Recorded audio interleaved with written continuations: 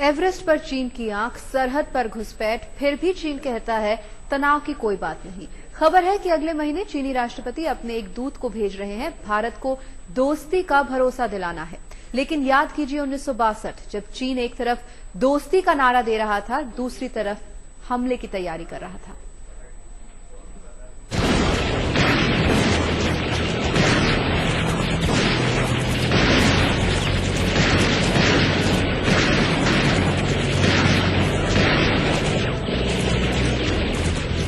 अक्टूबर 1962 यही वो दिन है जब चीन ने लद्दाख और मैकमोहन सीमा से लगे इलाकों पर हमला बोल दिया था।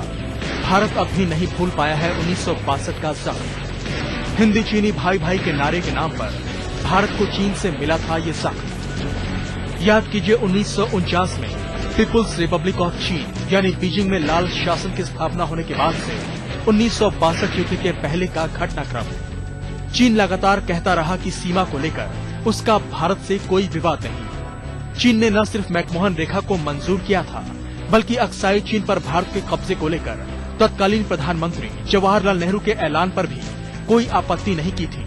इतना ही नहीं, 1954 में नेहरू के पंचशील सिद्धांत को मानने का भी चीन ने भरोसा दिया था। इस सिद्धांत का मकसद था दोनों देश मिलकर बैठकर विवाद सुलझाएंगे। इसी दौरान भारत ने चीन को सरहद का नक्शा भी दिया था, जिसे चीन ने बगैर किसी आपत्ति के मंजूर कर लिया था।